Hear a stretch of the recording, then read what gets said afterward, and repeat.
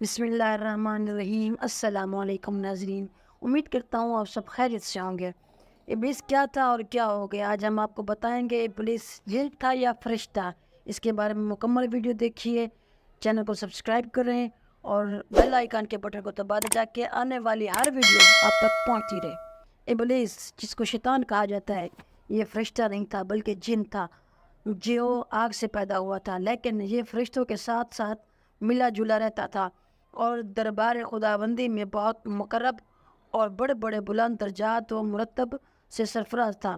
حضرت کعب احبار رضی اللہ عنہ کا بیان ہے کہ ابلیس 40,000 برس تک جنت کا خزانچی رہا اور 80,000 برس تک ملائکہ کا ساتھی رہا اور 20,000 برس تک ملائکہ کو واعظ سناتا رہا اور 30,000 برس تک مقربین کا سردار رہا اور 1,000 برس تک روحانیان کے سرداری کے منصب پر رہا اور 14,000 برس تک عرش کا طواف کرتا رہا اور پہلے آسمان میں اس کا نام عابد اور دوسرے آسمان میں زاہد اور تیسرے آسمان میں عارف اور چوتھے آسمان میں ولی اور پانچویں آسمان میں تقی اور چھٹے آسمان میں خزن اور ساتویں آسمان میں عزازیل تھا۔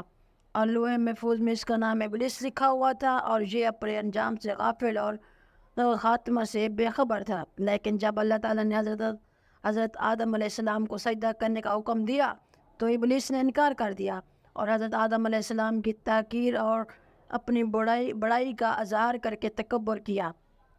اسی جرم کی سزا میں خداوند عالم نے اس کو مردود بارگاہ کر کے دونوں جہاں میں ملعون فرما دیا اور اس کی پیروی کرنے والوں کو جہنم میں عذاب نار کا سزاوار بنا دیا۔ چنانچہ قرآن مجید میں ارشاد ربانی ہوا، ترجمہ فرمایا، کس چیز نے تجھے روکا کہ تو نے سجدہ نہ کیا جب میں نے تجھے حکم دیا تھا؟ بولا، میں اس سے بہتر ہوں، تو نے مجھے آگ سے بنایا اور اسے مٹی سے بنایا۔ فرمایا، تو یہاں سے اتر جا، تجھے نہیں پہچانتا کہ یہاں رہ کر غرور کرے تو نکل ہے ذلت والوں میں۔ بولا، مجھے فرصت دے اس دن تک کہ لوگ اٹھائے جائیں۔ فرمایا، تجھے مہلت ہے۔ بولا، تو قسم اس کی کہ تو نے مجھے گمراہ کیا، میں ضرور تیرے سیدھے راستے پر ان کی تاک میں بیٹھوں گا، پھر ضرور میں ان کے پاس آؤں گا، ان کے آگے اور پیچھے اور دانے اور بائیں سے تو ان میں اکثر کو شکر گزار نہ پائے گا۔ فرمایا، یہاں سے نکل جا، رد کیا گیا راندہ ہوا ضرور جو ان میں سے تیرے کہے پر چلے، میں تم سب سے جہنم میں بھر دوں گا۔